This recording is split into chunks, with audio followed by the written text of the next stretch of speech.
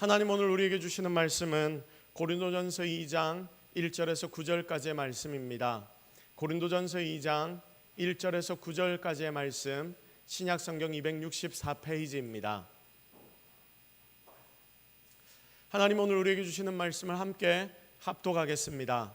형제들아, 내가 너희에게 나아가 하나님의 증거를 전할 때에 말과 지혜의 아름다운 것으로 아니하였나니 내가 너희 중에서 예수 그리스도와 그가 십자가에 못 박히신 것 외에는 아무것도 알지 아니하기로 작정하였음이라. 내가 너희 가운데 거할 때에 약하고 두려워하고 심히 떨었노라.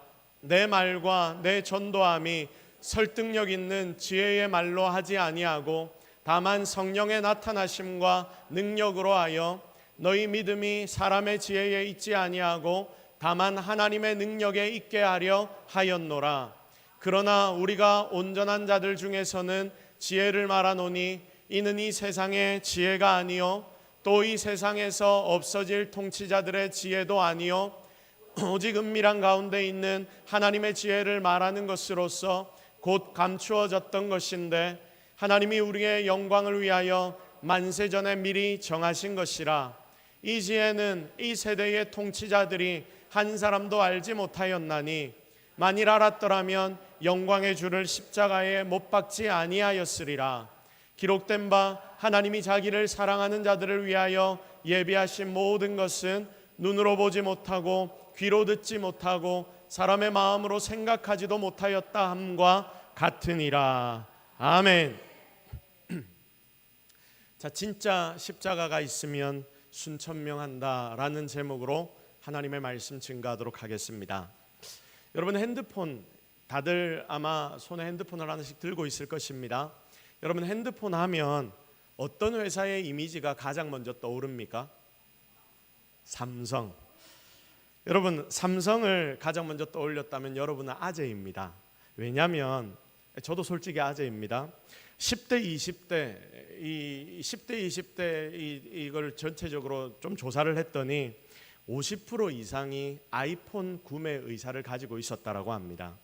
그런데 여러분, 50대 정도가 되면 아이폰이라는 이 폰의 구매 의사가 7%로 떨어지더라고요.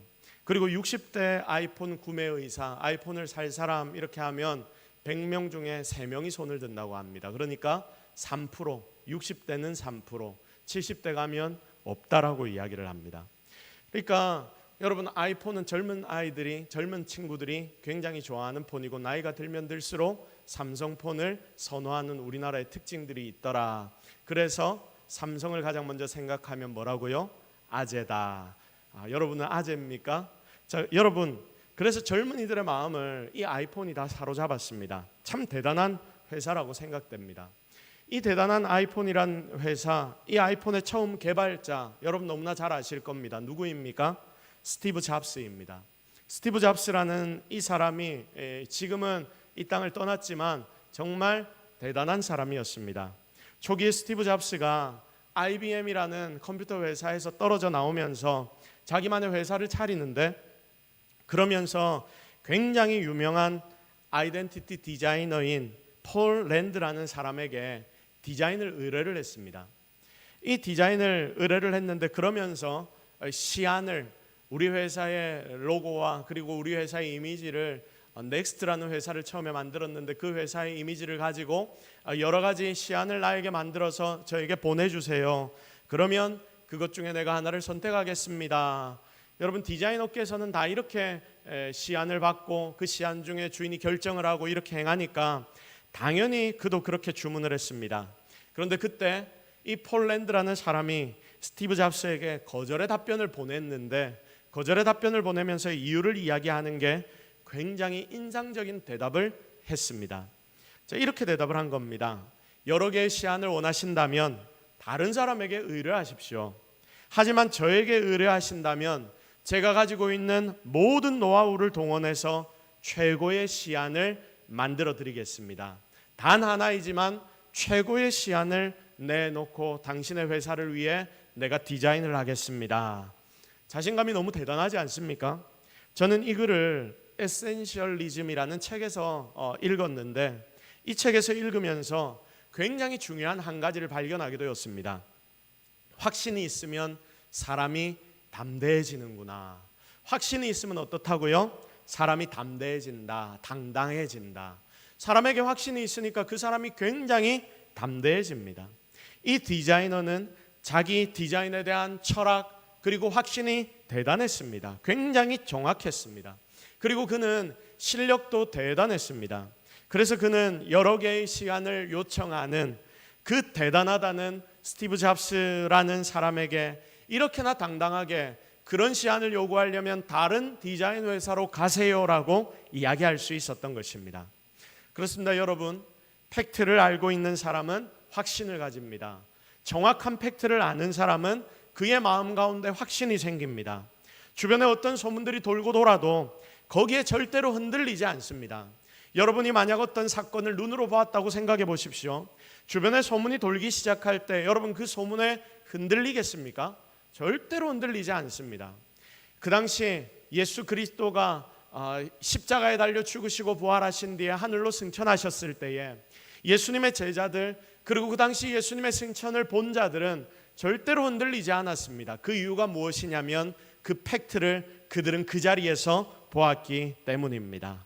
그래서 여러분, 팩트를 알고 정확한 것을 아는 사람은 절대 소문에 흔들리지 않지만 반대로 팩트를 모르는 사람, 그러니까 확신이 없는 사람은 주변의 소문에 따라 이리저리 흔들릴 수밖에 없다는 것입니다. 그래서 여러분, 우리가 무언가를 해나갈 때, 우리가 무슨 일을 진행해 나갈 때 우리는 먼저 무엇을 알아야 합니까? 정확한 팩트를 알아야 하고 사실을 알아야 하고 그리고 우리가 먼저 확신을 가져야지 이 일들을 진행할 수 있습니다. 그래야 우리는 제대로 모든 일들을 해나갈 수 있는 것입니다. 자, 오늘부터 우리는 순천명에 대해서 한 달 동안 말씀을 좀 묵상하려고 합니다. 순천명, 다 같이 따라합시다. 순천명. 자, 여러분, 순천명이 뭡니까? 순천명, 하늘의 뜻에 따르다라고 기록이 되어 있죠. 여러분, 순천명, 순천, 하늘을 따라간다. 명, 하늘의 명령에 순종한다. 여기에서 하늘은 누구를 의미합니까? 오늘 우리가 살펴보는 이 본문에서 우리는 하나님을 의미하는 천을 바라보고 있습니다. 하나님의 뜻에 따른다, 하나님의 뜻을 따라 사는 삶을 산다. 이게 여러분 실은 성도의 그리고 이 자리에 있는 저와 여러분의 가장 기본적인 삶의 자세가 되어야 하는 것 아닙니까? 왜냐하면 여러분은 성도이고 그리고 성도의 삶의 주인은 내가 아닌 누구시기 때문에 하나님이시기 때문에 그래서 우리는 순천명하는 삶을 살아야 합니다. 이게 여러분 인생의 목적이 되어야 하는 것입니다. 어떤 식으로 순천명을 해야 하는지는 다음 주부터 한 3주 정도 우리가 함께 말씀을 통해 살펴볼 것인데 오늘은 우리가 그 전에 먼저 순천명을 우리가 해야 한다 했는데 이렇게 순천명을 하고 하나님의 뜻을 따라 살 수 있는 이유에 대해서 살펴보려고 합니다. 이게 우리 속에 먼저 세워져야지 우리에게는 무엇이 있다? 확신이 생기기 때문입니다. 성도는 하나님 명령을 따라 사는 것이 당연한 삶 아닙니까? 그런데 여러분이 지금까지 예수를 믿으면서 이 땅을 살아왔는데 하나님의 말씀을 따라 사는 삶이 잘 됩니까? 잘 안 됩니까? 생각보다 잘 안 됩니다. 왜냐하면 혹시 여러분 속에 확신이 없는 것 아닙니까? 여러분 혹시 예수 그리스도에 대한 믿음이 여러분 속에 확신이 없지 않습니까? 맨날 헷갈리지 않습니까? 처음에는 내가 예수 그리스도를 믿음으로 하나님의 명령을 따라 살아야 되겠다, 순천명해야 되겠다라고 생각했는데 그렇게 하나님의 뜻을 따라 살려고 세상 속으로 들어가 보니까 시간이 지나면서 하나님의 말씀보다 세상이 이야기하는 게 뭔가 좀 더 맞는 것 같고 그러다 보니까 흔들려 버리는 나의 모습, 여러분 그게 우리 성도의 모습일 때가 너무나 많은 겁니다. 우리가 앞에서 살폈습니다. 확신이 있는 자는 어떻다? 당당하다, 담대하다. 어쩌면 우리가 지금 하나님 말씀을 들으면서도 하나님의 말씀을 따라 살지 못하고 순천명하지 못하고 헷갈리는 이유는 나에게 하나님의 말씀에 대하여 예수 그리스도에 대하여 아니면 나의 믿음에 대하여 확신이 없기 때문은 아닙니까? 여러분 속에 이 확신이 없기 때문에 내가 믿고 있기는 한데 내가 믿는 건 맞는 것 같은데 뭔가 조금 헷갈리는 부분이 있고 어려운 부분들이 있기 때문에 여러분 내가 순천명하지 못하고 여기저기 이리저리 휩쓸려 다니는 것은 아닌지, 여러분 그래서 여러분 자신의 삶을 한번 돌아보아야 합니다. 우리가 앞에서 살펴보았습니다. 확신이 있는 자는 당당하다. 여러분 기독교의 본질에 대해서, 내가 믿는 이 믿음의 근본에 대해서, 우리가 믿는 이 예수 그리스도의 십자가의 복음에 대해서 여러분의 마음 가운데 그 확신이 없고 뜨거움이 없기 때문은 아닌지 오늘 이 자리에서 여러분 자신에게 한번 질문해 보십시오. 그러므로 사랑하는 성도 여러분, 여러분의 삶에 진짜 순천명의 삶이 나타나기를 바랍니다. 그런 삶을 위해서 여러분 속에 오늘 확실한 팩트와 그리고 확신이 존재해야 합니다. 정말 어디에서 누구를 만나든지 여러분 속에는 그런 확신이 살아있어서, 그래서 진짜 하나님 말씀을 따라 살아가는 저와 여러분이 되기를 예수 그리스도의 이름으로 축복합니다. 그래서 우리가 오늘 기억해야 할 사실 첫 번째가 뭐냐면, 복음 앞에서 나의 모든 생각을 내려놔야 한다. 우리 다 같이 한번 따라 합시다. 복음 앞에서 내 생각 전부를 내려놔라. 시작. 자, 복음 앞에서 내 생각 전부를 어떻게 하라? 내려놔라. 여러분 이것을 우리는 가장 먼저 행해야 합니다. 자, 오늘 본문에서 사도 바울이 나오는데, 사도 바울은 자기의 실패 경험에 대해 나누고 있는 이 본문의 말씀을 우리가 읽었습니다. 여러분 혹시 아십니까? 바울이 처음에 사역을 하는데 굉장히 큰 실패를 했다. 여러분 혹시 그런 사실을 아십니까? 바울의 인생을 한번 생각해 보십시오. 다메섹 도상에서 예수님을 그가 처음 만나기 전에 그는 굉장히 자기의 확신이 강한 사람이었습니다. 바르지 않은 것에 대해 자기의 확신이 너무나 강했죠. 사람이 사람을 핍박하고 죽인다는 것, 얼마나 큰 확신이 있어야 가능한 일입니까 이게? 자, 당시에 그가 배우고 살아왔던 유대 전통에 의하면 예수를 믿는 자들은 잡아 죽여야 할 만큼 잘못된 자들이었고 잘못된 공동체였습니다. 그런데 그가 다메섹 도상에서 부활하신 예수님을 만난 뒤에 정말 확실하게 깨어집니다. 그가 이제까지 자랑해왔던 베냐민 지파, 그리고 유대인 중에 유대인이라고 할 수 있는 바리새인적인 전통, 그리고 당대 가장 큰 신분이었던 로마의 시민권까지, 이 사도 바울은 예수님을 다메섹 도상에서 만나면서 자기가 이전까지 가지고 있던 모든 생각들이 다 깨어져 버리는 것을 발견하게 됩니다. 이렇게 주께 부름받고 난 뒤에 바울은 아마 본성적인 열심을 가지고 사역을 열심히, 내가 정말 이전에 유대교를 섬겼던 것처럼 예수님도 그렇게 열심히 섬겨야 되겠다, 잘해봐야 되겠다라고 생각을 했을 겁니다. 내가 유대교 믿을 때도 진짜 열심히 해서 내가 모든 이들에게 인정받았는데 예수님 믿고 난 뒤에도 똑같은 열심이 그 속에 안 있었겠습니까? 목숨을 내걸고 새롭게 깨달은 내가 만난 예수님에 대한 확신을 그가 전하기 시작합니다. 그는 당시에 석학이었던 가말리엘의 문화였고, 그래서 헬라의 철학에도 굉장히 탁월했습니다. 논쟁과 언변으로 가르침을 주고받았던 그 당시 그리스, 헬라의 철학, 그리스 헬라파 사람들에게도 그는 이제까지 내가 배워왔던 것들이 있으니까 나의 지식, 나의 수사학, 그리고 나의 언변, 나의 논쟁력으로 그 그리스 사람들에게도 복음을 제대로 증거할 수 있을 거야. 여러분 그는 그렇게 생각했습니다. 그래서 오늘 우리가 읽고 있는 이 본문이 무슨 본문입니까? 고린도 뭐지요? 고린도 전서지요. 고린도라는 지역에 가서 복음을 증거하기 전에, 거기에 도착하기 전에 사도 바울이 먼저 어디를 갔냐면 그리스의 아테네라는 곳으로 철학과 논쟁으로 사람들을 먼저 설득해 보려고 그는 그곳으로 먼저 이동을 했습니다. 성경에서는 아테네를 아덴이라고 표현해 놨죠. 자, 그런데 그때 그는 굉장한 실패를 거기서 경험해 버립니다. 아테네가 헬라 철학의 중심지고, 여러분 우리가 서양 철학이라고 이야기하면 이 그리스의 아테네를 굉장히 중요하게 여기지 않습니까? 그리고 자기가 배웠던 게 수사학과 철학, 웅변이기 때문에 어쩌면 내가 내 능력을 가지고 가장 복음을 잘 증거할 수 있는 장소가 어디였다?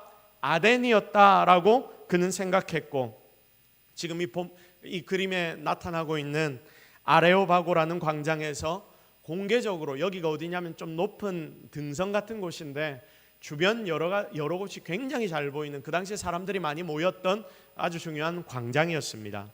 이 광장에서 공개적으로 사람들을 만나며 전도하기 시작했습니다. 사도행전 17장에 그 바울의 전도의 모습이 나타납니다. 거기에 아덴 사람들에 대해서 묘사를 하고 있는데 뭐라고 묘사를 해놨냐면, 그들은 모든 것에 신이 있다고 믿고 심지어는 알지 못하는 신에게도 절하는 사람들이었다, 이렇게 묘사가 되고 있습니다. 여러분, 지금 이 세상에서 가장 신이 많은 나라가 어딘지 아십니까? 일본. 일본도 신이 많은데 더 많은 나라가 있습니다. 어딜까요? 인도입니다. 인도에는 신이 2억이 넘는답니다. 사람 숫자만큼 신이 있는 거죠. 자, 일본에는 800만이 넘는 신이 있다라고 합니다. 그런데 여러분, 이렇게 신이 많은 민족일수록 두려움이 많습니다. 왜일까요? 내가 이 신도 섬기고 저 신도 섬기고 너무 많으니까 다 섬겨야 하는데, 이 신에게도 잘 보여야 되고 저 신에게도 잘 보여야 되는데, 그렇게 잘 보이려고 노력을 하다가도 여러분, 신이 너무 많으니까 빠뜨리는 신이 있습니까? 없습니까? 있습니다. 그러니까 이런 걱정이 있는 거예요. 내가 빠뜨린 신이 우리를 해코지 하면 어떡하지? 겁을 주면 어떡하지? 분노하면 어떡하지? 그래서 신이 많은 나라에는 이런 걱정들이 다들 있기 때문에, 그래서 신이 많은 나라에는 꼭 이름이 없는 신이 존재한다고 합니다. 자, 그래서 아덴 사람들도 알지 못하는 신을 두려움으로 섬겼던 것입니다. 바울은 이것이 찬스라고 생각했습니다. 우리의 생각에도 그렇지 않습니까? 알지 못하는 신이 있다고 하니 분명히 이들에게는 뭔가 알지 못하는 신이 있다고 생각하는데, 그 신이 누구시다? 예수 그리스도시다. 이렇게 연결해서 이들에게 내 말빨로 설명을 잘 해주면 이들이 이해를 하겠구나, 찬스라고 생각을 했습니다. 거기에 자기가 가진 철학 지식으로 알지 못하는 신을 예수님으로 표현해서 전도하겠다라고 마음을 먹었습니다. 자신이 있었습니다. 그런데 여러분, 이것이 단지 궤변이었다는 것을 이후에야 그는 깨닫게 됩니다. 자기 꾀에 자기가 넘어가 버립니다. 그들에게 알지 못하는 신에 대하여 아무리 설명을 해줘도 알지 못하는 신은 단지 알지 못하는 신일 뿐이었습니다. 거기에 이름이 붙어버리면 여러분, 그때부터 그 신이 알지 못하는 신이 됩니까? 아는 신이 됩니까? 아는 신이 되는 거예요. 이해를 그래서 이들이 못합니다. 그래서 바울은 복음을 이걸로 증거하다가 바로 주제를 바꾸어서 지혜의 아름다운 것으로 증거를 하기 시작하는데, 여기에서도 철저하게 실패합니다. 그것에 열매가 없습니다. 솔직히 바울이 내가 제일 자신 있다라고 생각해서 그곳에 갔는데 그 방법이 하나도 안 통하는 거예요.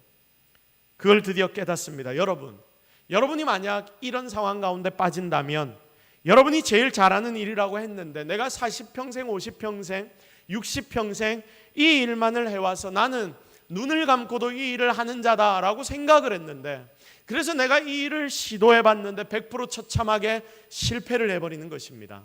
여러분, 그러면 얼마나 좌절이 되겠습니까? 얼마나 내 인생이 허무해지겠습니까? 내가 이제까지 해온 일은 과연 무엇이지? 나는 아무것도 할 수 없는 인생이 아닌가라고 좌절감에 빠질 것입니다. 그래서 바울은 깨닫습니다.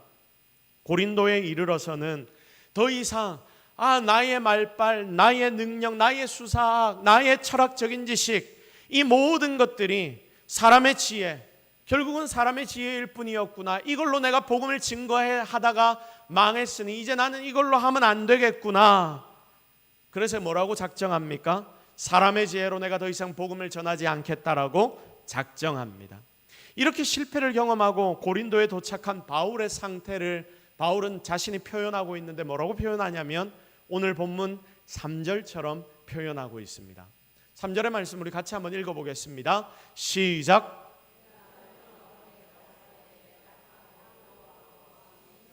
자, 여러분, 사도 바울이 고린도에 와서 처음에 이랬다고 합니다. 내가 너희 가운데 거할 때 어땠다? 약했다. 그리고 두려웠다. 내가 너희들 옆에만 있으면 어땠다? 벌벌 떨렸다. 내 힘으로 해도 아무것도 안 되니까. 완전히 우울증에 빠진 겁니다.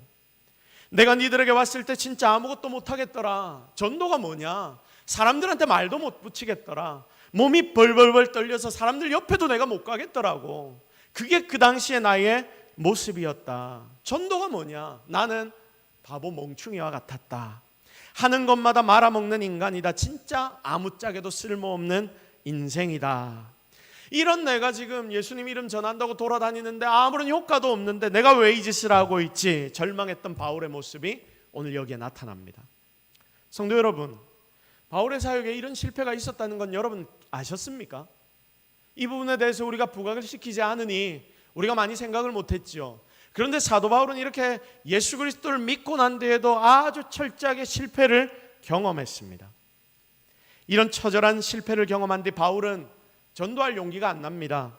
사도행전 자세히 보면 사도 바울이 고린도에서 이제 먹고 살기는 해야 되겠고, 아덴에서 실패하고 고린도로 이동을 했는데 고린도에서 이제 전도는 해야 되겠고, 교회는 세워야 되겠고, 그리고 내가 또 먹고 살기도 해야 되겠으니까, 여러분 그래서 거기에서 가진 직업이 뭐냐면 천막을 깁는 직업이었습니다. 그것을 업으로 삼고 먹고 사는 길을 찾아서 이제 그러면서 다시 복음을 전해야 되겠다 생각을 했던 것 같습니다. 성도 여러분, 이렇게 약함 가운데 복음을 전했던 곳, 실패를 경험하고 난 뒤에 떨림을 경험했던 곳이 고린도 교회의 시작이었습니다. 그리고 그 어려운 상황 속에서 바울이 깨닫고 결심하게 된 내용이 오늘 본문, 우리가 읽었던 이 본문의 내용입니다. 사도 바울은 깨닫습니다. 나의 힘으로 하면 될 줄 알았는데 내 힘이 아니었구나. 내 생각이 아니었구나. 내가 배웠던 어떤 지식이 아니었구나. 내 속에는 어떤 선한 것도 나오지 않는구나. 해봤자 내가 최선을 다해 해봤자 이거밖에 안 되는구나. 내가 이런 자였구나. 다메섹에서 예수님을 만나고 내가 완벽하게 변했다고 생각했는데 아직도 까맣구나. 이걸 너무나 철저하게 그는 깨달았던 것입니다. 사랑하는 성도 여러분, 우리가 순천명을 하려면 처음에 본질을 깨달아야 한다라고 말씀을 드렸지 않습니까? 우리가 순천명을 하려면 이렇게 본질을 우리가 먼저 깨달아야 하는데 우리는 맨날 내가 이렇게 살아있거든요. 그러니 하나님 명령에 순종이 안 되는 겁니다. 순천명이 절대로 안 됩니다. 아덴에 있었던 사도 바울처럼 우리는 맨날 내 힘으로 내 능력으로 뭔가를 해보려고 하고, 심지어 주의 몸된 교회에 와서도 이 교회의 섬김과 봉사조차도 나의 힘 이걸로 뭔가를 좀 해보려고 합니다. 그러니까 순천명, 하나님의 말씀에 대한 순종이 되어지지 않는 것입니다. 바울은 이 철저한 경험을 하고 난 뒤에 고백합니다. 그 고백이 4절과 5절의 말씀입니다. 우리 4절과 5절의 말씀을 같이 한번 읽어보도록 하겠습니다. 시작. 내 말과 내 전도함이 설득력 있는 지혜의 말로 하지 아니하고 다만 성령의 나타나심과 능력으로 하여 너희 믿음이 사람의 지혜에 있지 아니하고 다만 하나님의 능력에 있게 하려 하였노라. 아멘. 사도 바울이 자신의 변한 모습을 설명하고 있습니다. 내가 해보려고 했던 거 말고 이제는 진리, 하나님이 나에게 시키셨던 것으로 내가 해보겠다. 이 본문을 이해하려면 사도행전 18장 9절과 10절 말씀을 우리가 같이 한번 읽어봐야 되는데, 이해를 해야 되는데, 여러분 이 본문도 한번 같이 읽어보도록 하겠습니다. 시작. 밤에 주께서 환상 가운데 바울에게 말씀하시되 두려워하지 말며 침묵하지 말고 말하라. 내가 너와 함께 있음에 어떤 사람도 너를 대적하여 해롭게 할 자가 없을 것이니. 아멘. 여러분 이 말씀을 한번 보십시오.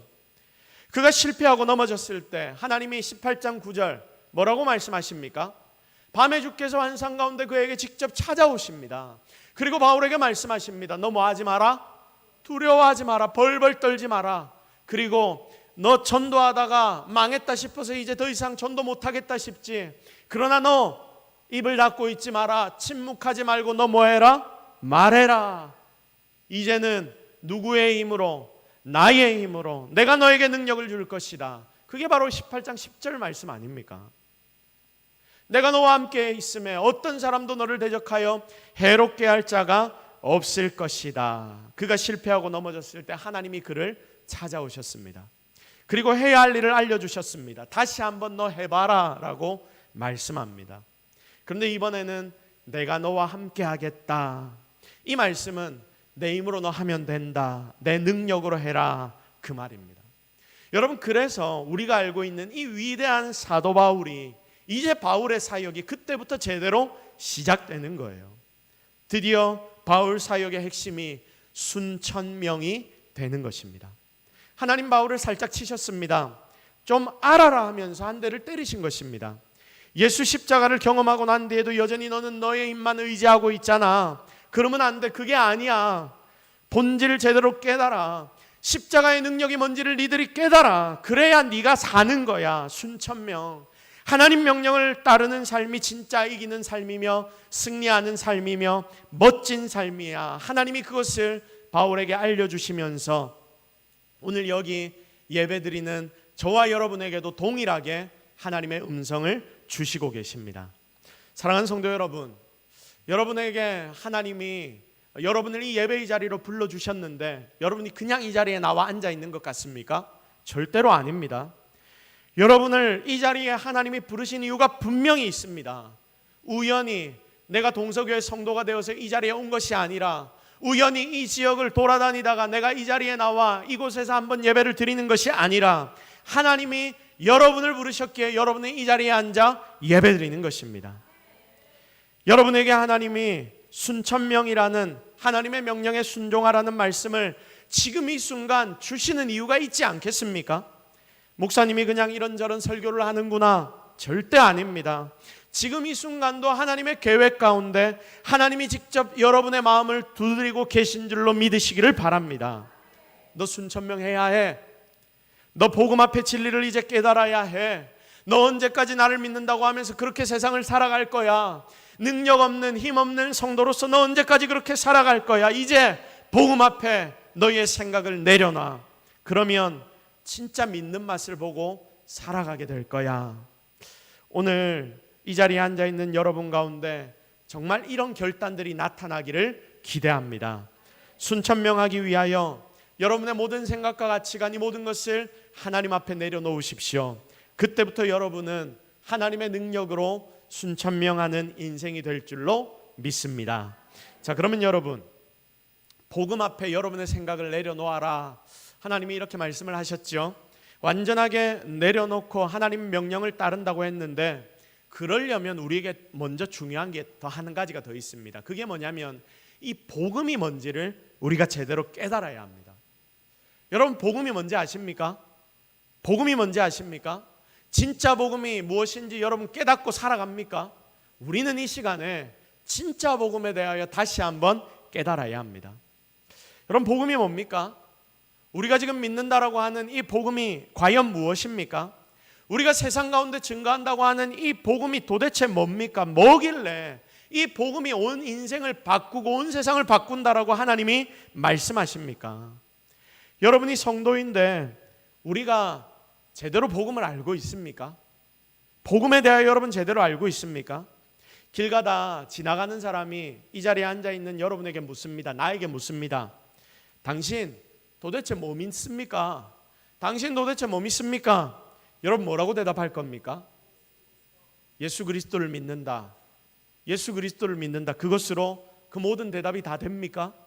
여러분에게는 대답할 거리가 있습니까? 예수 그리스도로 시작하여 여러분이 그에게 예수 그리스도의 복음에 대해 이야기해 줄 수 있는 거리들이 있습니까? 그래서 우리는 진짜 복음을 제대로 알아야 합니다. 우리가 믿는다라고 말하는데 이 믿는 것에 대하여 확신이 있어야 하지 않겠습니까? 복음은 보통 조금 전에도 이야기했지만 예수 그리스도의 십자가의 죽으심과 부활, 이렇게 설명을 합니다. 이걸 좀 더 줄이면 어떻게 됩니까? 그리스도의 십자가의 죽으심, 예수 그리스도의 십자가, 예수 십자가, 이런 식으로 우리는 복음을 설명합니다. 자, 그런데 이걸 제대로 이해하는 성도는 이 단어들만 들어도 가슴이 막 뛰기 시작합니다. 그리고 막 눈물이 나기 시작하는 거예요. 십자가 이야기만 들어도, 예수 그리스도 이야기만 들어도 우리의 가슴이 뜨거워지기 시작합니다. 근데 여러분, 우리가 이 복음에 대해 잘 모르니까 정말 이 깊이 있는 이 단어들을 들어도 밍숭맹숭합니다. 그게 뭐 어때서? 그게 뭐 어때서?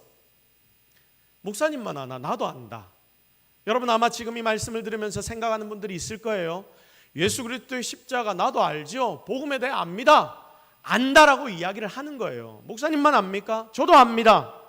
지만 아나, 이런 생각을 할 수도 있습니다. 우리는 교회 와서 예수 믿는다라고 합니다. 예수 믿으면 잘 된다라고 말합니다. 돈 많이 벌면 은혜 받았다라고 합니다. 교회 와서 예수 믿고 좋은 집을 사면 할렐루야라고 말합니다. 교회 와서 예수 믿고 결국 내 인생이 잘 되는 게 목적입니다. 그런데 여러분, 여기에 내 인생은 주로 육적인 인생입니다. 물론 여러분, 예수 믿으면 영과 육에 하나님이 복을 주시기 때문에 육적인 은혜도 여러분의 삶에 나타나게 되는 것입니다. 그런데 여러분, 문제가 뭐냐면 때로는 많은 성도들이 교회에 와서 예수를 믿는다라고 하면서 예수를 믿는다는 성도 중에서 이것밖에 모르는 인생, 이것밖에 생각하지 않는 사람들, 육적인 것들만을 바라보고 거기에 좋은 일들이 많이 있기만을 바라는 성도들이 너무나 많더라 하는 것입니다. 이게 다 십자가를 제대로 몰라서 그런 것입니다. 여러분, 제가 지금 이 앞에서 뭔가를 하나 들었습니다. 이게 뭡니까? 이게 뭡니까? 펜입니다. 볼펜입니다. 이거 왜 만들었지요? 글 쓰려고. 자, 다시 한번 해보겠습니다. 이게 뭐지요? 왜 만들었지요? 글 쓰려고. 너무 쉬운 걸 질문을 하니까 아이고 목사님 좀 어려운 거 질문하십시오. 여러분, 이런 분 안 계시죠? 자, 같이 반응해 주십시오. 여러분, 이게 뭡니까? 왜 만들었습니까? 글 쓰려고 볼펜입니다. 자, 그럼 한 가지 더. 이게 뭡니까? 똑똑하시네요. 왜 만들었습니까? 소리를 크게 하려고. 이게 뭐지요? 왜 만들었지요? 한 번만 더. 이게 뭐지요? 왜 만들었지요? 자, 그러면 창세기 1장과 2장 뭐지요? 천지창조. 왜 했지요?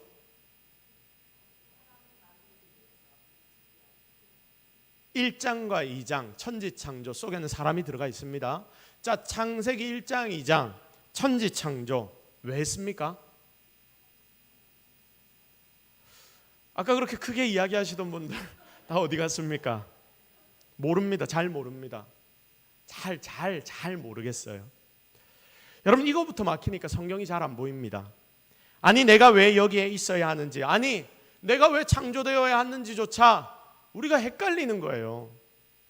그러니 맨날 딴 걸 구하러 세상을 이리저리 막 돌아다니는 우리의 모습 아닙니까? 성경을 우리가 전체적으로 쭉 보고 이걸 한번 관통해야 하는데 그게 안 되는 거예요. 다시 창세기 1장 2장 뭡니까? 왜 했습니까? 하나님의 계획이 있어서. 하나님의 계획이 있으니 만드신 거죠. 볼펜도 만든 사람이 자기의 계획이 있어서 만든 거예요. 그 계획이 뭐냐면 사람들이 쓰도록 만들려고 하나님의 계획이 있습니다. 여러분, 그 계획이 뭡니까? 다 같이 따라합시다. 하나님의 나라. 시작. 하나님 나라입니다. 여러분, 하나님께서 이 땅을 창조하신 이유는 하나님 나라를 위해서입니다. 하늘에 있어서 천, 나라, 국, 그걸 뭐라고 부릅니까? 천국이라고 부르기도 합니다. 마태는 이것을 천국이라고 불렀고요. 그리고 마가복음, 누가복음, 요한복음을 쓴 마가, 누가, 요한은 거기에서 하늘나라라고 부릅니다. 결국 여러분 모두는 하나님의 나라를 이 땅에 회복시키는 인생들이 되어야 하는 것입니다. 그걸 위해 우리는 창조된 거예요. 이 부분에 대해서 깊이 들어가면 굉장히 방대하고 참 흥미가 있는데 오늘 이것까지 다룰 시간은 없고요. 그래서 다음에 좀 하나님 나라에 대해서 굉장히 깊이 있게 한번 다뤄보기로 하고 다시 돌아갑니다. 하나님이 천지를 창조하셨습니다. 어디에서 천지 창조가 나옵니까? 창세기 1장과 2장에서. 그리고 3장으로 넘어가면 무슨 내용이 등장합니까? 답을 미리 띄워주지 마십시오. 3장에서는 뭐가 나옵니까? 이건 이미 답이 나왔으니까 인간의 타락이 나옵니다. 뱀이 인간을 유혹해서 인간이 타락하는 모습이 나옵니다. 그리고 4장에 넘어가면 뭐가 나오는지 아십니까? 4장에 가면 뭐가 나오느냐? 바로 예배가 나옵니다. 아담과 하와에게 아들들이 있는데 그 아들들이 하나님 앞에 제사를 드리지요. 그게 예배의 가장 기본 아닙니까? 그래서 하나님이 우리에게 이 천지 창조를 보여주시면서 어떻게 이 모든 흐름이 흘러가냐면 천지를 창조하셨고 하나님이 이곳에서 하나님 나라를 이루어 하나님과 인생들이 영원히 기뻐하며 사는 하나님의 나라를 완성하시기를 원하셨는데 3장에 들어가서 사람이 타락을 해버리니까 이게 다 무너져 버리는 거예요. 그리고 4장 가니까 무너진 인생들을 위하여 하나님이 은혜를 주시는데 그 은혜가 하나님과의 관계 회복, 그것이 바로 예배입니다. 그리고 난 뒤에 내용들이 쭉 이어지고 성경의 가장 마지막 요한계시록 22장에 가면 여러분 거기에 뭐가 나옵니까? 완전한 회복이 등장합니다. 자, 그래서 여러분 창세기 1장, 2장, 그리고 3장, 4장, 요한계시록 22장 이렇게 성경에 중요한 포인트들이 있는데 그것 말고 나머지 가운데 있는 창세기 5장부터 시작해서 요한계시록 21장까지의 모든 내용이 뭐를 기록해 놨냐면 구속을 말하고 있습니다. 자, 다 같이 뭐라고요? 구속을 말한다. 시작. 구속을 말한다. 이게 뭐냐면 하나님이 우리를 구원하시기 위한 방법, 열심. 나머지의 성경 전부가 이걸 우리에게 알려주고 있습니다. 그러니까 정리를 해보면 하나님 나라를 세워나가기 위해 온 세상이 창조가 되었는데 인생이 타락해서 이 하나님 나라가 무너져 버립니다. 목적이 무너졌습니다. 그런 인생들에게 회복을 위해서 하나님이 예배를 허락해 주시고 하나님께 나아가는 방법을 알려주시고 그리고 하나님은 인생과 세상을 회복시키기 위해 일하시고 결국 마지막에 다시 창조의 본래가 회복되어 하나님의 나라는 마지막에 완성되는 것입니다. 여러분 이 중에 제일 많은 부분을 성경의 많은 부분을 차지하는 부분이 뭐라고 말했습니까? 구속이라고 했습니다. 여러분 이게 바로 복음입니다. 구속의 핵심이 십자가거든요. 결국 성경 전체를 보면 하나님이 타락한 인생들을 구해내기 위하여 백방으로 뛰시면서 모든 인생들을 죽어야만 하는 이 인생들을 구원해내시기 위하여 열심히 노력하는 모습, 그 하나님의 모습이 기록된 게 바로 성경입니다. 그래서 이 성경을 우리는 하나님의 사랑이 기록된 책이다라고 말할 수 있습니다. 사실 하나님 안 하셔도 되잖아요. 우리를 구원 안 하셔도 됩니다. 그런데 하나님은 사랑하셔서 우리를 구원하시기 위하여 열심히 노력합니다. 그게 성경에 쭉 기록이 되어 있는데 결국 내가 너희들을 구하려고 내가 이렇게 열심히 일한다. 이게 성경의 모든 내용이 되는 겁니다. 사랑하는 성도 여러분, 정말 하나님이 여러분을 사랑하십니다. 이거 믿습니까? 계속 내가 너를 사랑해서 내가 이런 일을 했다, 저런 일을 했다. 내가 너희를 사랑했기 때문에 아브라함을 불렀고 죄가 가득했지만 그래도 불러서 그와 언약을 맺었고 이스라엘 백성들이 계속 타락했지만 내가 너희를 사랑했기 때문에 그 이스라엘 백성들을 계속 구해줬고 내가 지금 이 자리에 예배하는 너희를 너무나 사랑하기 때문에 예수님을 이 땅에 보내줬고 십자가에 니들을 대신하여 내 아들을 죽이기까지 했다. 이게 구속이라는 성경의 내용입니다. 복음이 무엇입니까? 복음을 제대로 알아야 우리는 순천명할 수 있다고 했는데 여러분 복음이 뭡니까? 하나님의 너무나 큰 사랑, 온 세상 역사를 뚫고 일하시는 우리를 구원하시기 위해 일하셨던 그 하나님의 사랑, 자기 아들을 우리 대신 죽이시기까지 하시는 하나님의 사랑, 바로 이것이 복음이다 그 말입니다. 아마 여기 있는 여러분 모두는 그거 목사님 나도 압니다 이렇게 대답할 것입니다. 그런데 여러분 이걸 진짜 제대로 압니까? 머리로 여러분이 아는 게 아니라 이게 가슴으로 내려와서 여러분의 가슴으로 이걸 깨달아 매일매일 살아가고 있습니까? 지금 말씀을 듣는 여러분의 마음 가운데도 이 복음에 대한 뜨거움들이 차오르고 있습니까? 이 순간에도 이 복음이 깨달아집니까? 하나님이 당신을 사랑하십니다 라고 말해도 하나도 이게 내 마음에 울리지 않습니다. 한 남자가 한 여자를 찾아가서 사랑합니다라고 고백을 해도 여러분 밤에 잠을 못 자는데 하나님이 나를 사랑한다고 말을 수백 번 하셔도 우리가 그걸 수백 번 수천 번 들어도 나의 마음에 아무런 감흥이 없습니다. 예를 들어서 우리 보성 형제가 앉아 있는데 박보영 탤런트 알죠? 박보영이란 탤런트가 보성 형제에게 찾아와서 이런 고백을 하는 겁니다. 사랑해요. 만나주세요. 이러면 보성 형제님 잠이 오겠습니까? 지금 생각만 해도 표정이 막 풀리고 있거든요.